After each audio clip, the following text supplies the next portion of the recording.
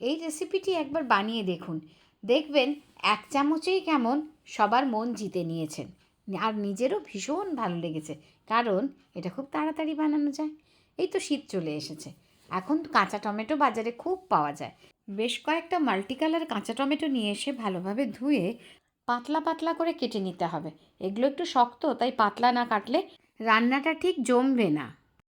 একটি কড়াইতে 3 টেবিল চামচ সর্ষের তেল দিয়ে, তেল গরম হলে তাতে দিয়ে দেবো হাফ চা কালো বা সাদা সর্ষে আর 2টো শুকনো লঙ্কা। সর্ষেগুলো যেই একটু লাফিয়ে ঝাঁপিয়ে উঠবে, তাতে দিয়ে দেবো এই কেটে রাখা টমেটোটা।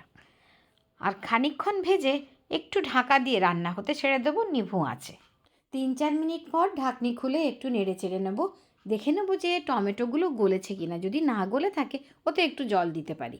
আর দিয়ে দেবো স্বাদ অনুযায়ী নুন। নুন দিয়ে টমেটো ভালো করে বেশ হাতার সাহায্যে ঘেটে নিতে হবে, এতে টমেটোগুলো একদম ভেঙে ভেঙে যাবে। তারপর দিয়ে দেবো খুব অল্প হলুদ, যাতে শুধুই একটু রঙটাই পাল্টায়। ব্যাস, এবারে মাখো মাখো যেই হয়ে যাবে, দিয়ে দেবো স্বাদ অনুযায়ী চিনি।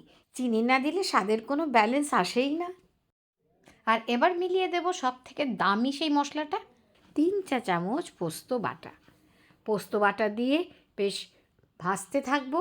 যদি মনে হয় শুকনো খেতে ভালো লাগবে তাই রাখবেন, আর যদি মনে হয় একটু ঝোল ঝোল থাকলে ভালো লাগবে, তাহলে একটু জল দেবেন। ব্যাস, তাতেই তৈরি। বেশ কিছু কাঁচা লঙ্কা চিড়ে উপর থেকে দিয়ে দেবো, তাতে কাঁচা লঙ্কার গন্ধটাও থাকবে আর ঝালটাও মনের মতো হবে। ইচ্ছে হলে কাঁচা লঙ্কা পোস্তর সঙ্গে বেটে দেওয়া যেতে পারে। রান্না শেষ, গ্যাস বন্ধ করে উপর থেকে দিয়ে দেব 1 চা চামচ কাঁচা সর্ষের তেল। সর্ষের তেল ভালো করে মিশিয়ে নিয়ে 1 থালা গরম ভাত নিয়ে বসে পড়লাম। কয়েক মিনিটের মধ্যেই খাওয়া শেষ। তাহলে আর দেরি কেন, ঝটপট গিয়ে কাঁচা টমেটো নিয়ে এসেই টমেটোর টক ঝাল মিষ্টি পোস্তটা করে ফেলুন। রেসিপিটা যদি ভালো লাগে, ভালোবেসে একটা লাইক, শেয়ার, সাবস্ক্রাইব করে দেবেন।